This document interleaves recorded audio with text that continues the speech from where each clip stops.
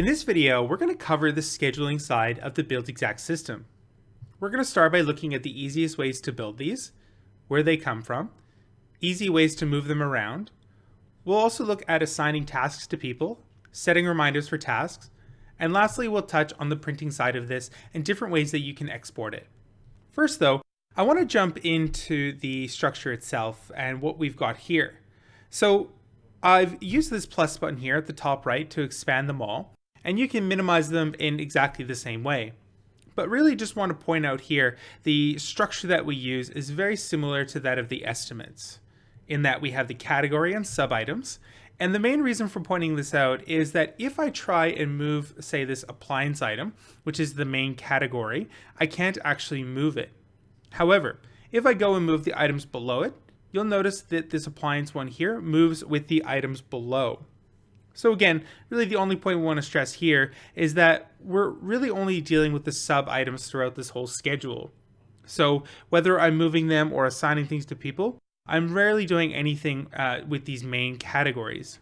In fact, the only real purpose for having them at all is so I minimize things, I can get a really high level view of when things are happening without having to go into the nitty-gritty of each single column. So that's the structure. Moving on from here though, let's have a quick look at the different ways of creating these. Now, in my case, what I did when I was back in the estimates costing screen is I was going through and clicking those T buttons on each and every line. And what this is allowing me to do is pick things and where I want them to come through to here. So we often get the question, people ask, hey, which items should I pick?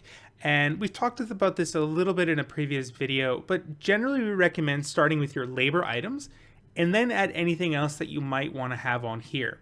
So common examples would be, again, labor, as I mentioned. Things like windows are popular because they have such massive lead times. We see permits in here often because people, again, want to check off that that's been covered beforehand. But again, really it all comes back down to how you want to customize it in order to help you around the scheduling side of your jobs. And also to know that once you get a schedule here, whatever it looks like, you can continue to build it up. So you can add more things to these via this plus button here, where these plus button here add whole new categories like say prelims or whatever else you might want. And these little plus buttons here will add this sub item into each of those categories. So again, just to summarize, that all these items come from the estimate here, and you can build onto this as you go. Little note here as well I want to make is you can build this from scratch using the exact same method we just talked about, using these plus buttons. And I also want to mention the fact though that if you're finding your schedule to be very repeatable, i.e. You build a couple schedules now and then, but they're pretty much the same, then you can absolutely go for this templating option here. So we have the option for you to template them and save whole schedules. And again, this is perfect for, again, say, let's say you're doing a lot of single story buildings and they're pretty similar to each other, or even in the instance that you're doing townhouses and you might want to do one whole schedule for one townhouse, save it, and then essentially you can then dump the same schedule in again and again. So just copying it, creating that as a template, and then just re-adding that template in over and over again. So again, a really great way of saving a group of scheduled tasks and dropping them in again as you go. We won't go into that much depth of that here, but I just want to note that it is absolutely possible here.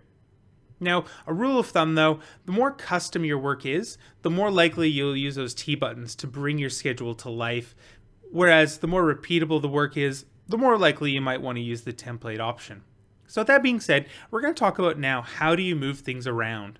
And really there's a couple of things, a couple simple ways to do this. And I'm going to start with all the ways that involve just grabbing and dragging and moving these boxes around. So if I grab something right in the middle and drag it, it moves. And you can do that for any of these sub items. If I put my mouse on the edge, it'll split like that. And when it's doing that, I can click onto it, holding it, and I can just change it to do my number of days and just again simply moving it around. I can do the same for the start date like this. And this little triangle in the bottom left hand corner here, that's essentially setting my progress. So 0 is on the left, 100 is on the right, and somewhere in the middle is about 50%. And this will start updating not only the colors, but also the progress of the overall schedule. So just to run through the color coding of this, orange means it's in progress. Black means nothing has been done, it's just waiting for its day. And green is completely done, so it's 100%. And you'll notice that as I take this one to green, the main parent category updates itself automatically. So if I minimize them all again, as you can see here, this category is now in progress, and because one of the tasks is done, it will change color automatically. The other column we haven't talked about yet, and I'm just going to move back to find today's date. And if we move this back, you'll actually see this big green line that's here. That means that's today. And I'll move this before today, and you'll see it'll go red. And what it's trying to say here basically is it's saying, hey, you probably should have already done this. So trying to put a little bit of visual urgency on getting those tasks done. And as soon as you tell that you've done any work on it, it'll go back to orange or green to reflect that. Now, we won't go into showing you at this moment, but a quick mention as well that all the scheduled tasks will show up on your dashboard, and you can filter between different jobs. At that point, you can also filter in the same way that you can use this plus and minus here. This is a parent and child button on the dashboard. And you can say, look, I just want to see the main categories, or actually, no, just show me everything. And you can filter that way too. Now, a quick tip, just for when you get a new job like this, a lot of times people ask what's the easiest way to set it up. And it's going to lead us to this cog button for the first time. So if I go in here, I'm focusing on this one for now, automatic dependencies. And again, people will ask, what on earth does that mean? And all it means here is the dependencies are linked together. So again, basically we're just saying that we're going to group them up and they're going to automatically push each other around. Automatic obviously just means that if I move something like this here, everything below it will automatically link to it. So it's really good for setting up a whole schedule like this because it allows you to keep moving stuff to the right as you progress along. You don't have to go back to the start and find other things. It's also really, really good if you have, say, significant delays on site, like big rain delays or other weather related items, because you can just simply grab a task and move it, say, a week forward, and everything moves forward to give you that gap in your schedule to reflect that event. So again, really good for that. With that said, once you have set your schedule up, I absolutely recommend turning this off again, because 99% of the time you'll want to move just one thing without the rest of the schedule moving with it. And following on from that, automatic dependencies, we have what we call manual dependencies. And if you've used any other scheduling software, a lot of them call it a critical path. And this is just our equivalent for that, where you'll see that these little dots that pop up at the end of that. And again, just these subtasks, I can say link, let's just say link this to this as an example. And here now that I've done that, if anything happens with this first task, it will then push the second task around automatically. And again, what it's trying to do there, or what this orange link is trying to do, is just convert or keep the same number of days between the two tasks. So if I shift this out and always make it a day between, or whatever I put it, it'll keep that day between as it moves along, keeping weekends in consideration as well. You can link anything to anything, really, more or less. It will tell you if you're being silly and you're making circular links or anything like that. But again, you can absolutely create a critical path. Now, I personally really like this one because I think that running through a job, there are absolutely going to be many instances of dependent tasks. But on the other hand, there's certainly going to be many examples where tasks aren't dependent on each other. So a good example might be landscaping. It might be less dependent on things like paint or the drywall or the roofing. So obviously if any of these get delayed, it doesn't really have a huge bearing on our landscaping task. Now, what I've done here is just double click the link, and this is how you delete them. So you can put your mouse on the orange, double click, and it'll go, do you want to delete it? And you go, yep. Mainly that's a common question we get, so well worth covering in this video.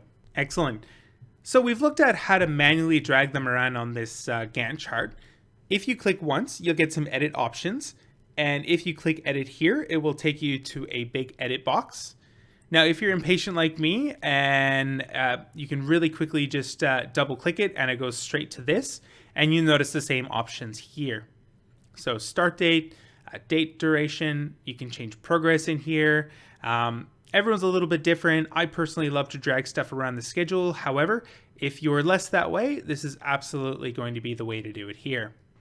This screen here you'll need regardless, because this is where you do the assigning of tasks. So you can put people's names against them. Note that you can absolutely add new people as you go. And this is also where we're going to set reminders. So these function best, in our opinion, as a final call reminder. So that is to say that you've organized somebody, and if their time has changed significantly, you've let them know and you've just talked with them. But this is just to remind them, say, hey, don't forget, you'll have this. We'll see you in 2 days for this job. And it'll send them a text and an email just to confirm that. So again, it's really just a final call. You can send SMS or email, or you can pick between them. It's really up to you, but it will tell you via these buttons faded if you can't for any reason send somebody. So potentially if there's no phone number, again, you'll see it's faded out. And you can add notes as well. So often this might be lockbox combos, or if the site's already locked up, and this just goes with the messages. Really convenient thing to send. Now we're going to jump into this cog and we're going to look at print options. And there's a few key things that we do want to have a quick mention here, mainly these two, which is the weekend settings and the non-working days. So by default, all of our schedules, unless you've changed it, will exclude working weekends. So as an example, let's say there's Friday, Saturday, Sunday, Monday as a task. That's going to be just 2 days, the Friday and the Monday. And we've really set this for two reasons. Firstly, we kind of hope you're not working weekends if you can avoid it. And secondly, it's better to have left that weekend time blank or not allowed any work there.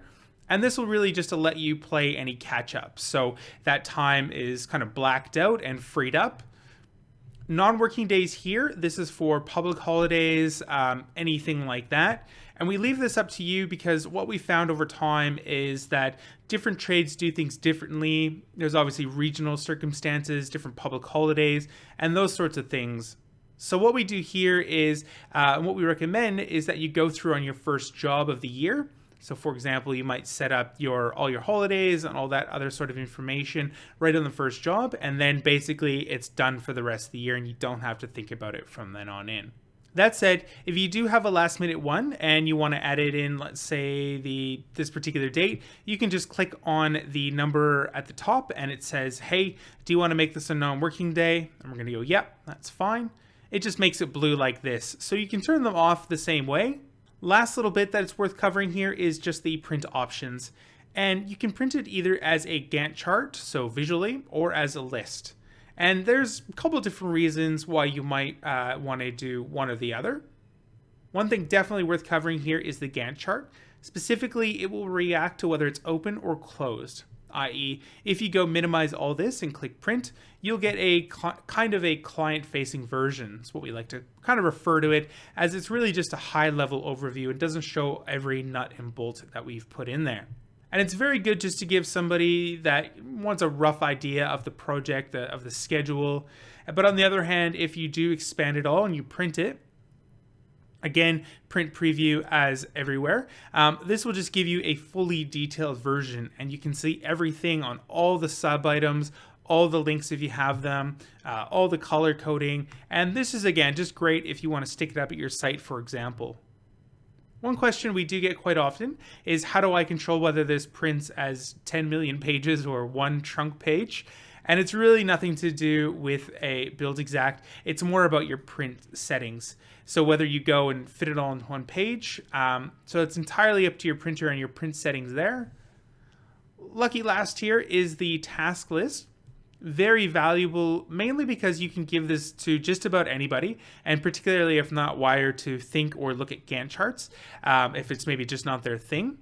This makes a whole bunch more sense. It's got the key info in there. It has who is doing it, when it starts, when it finishes, how far through you are. And again, it's a great little summary produced in one button.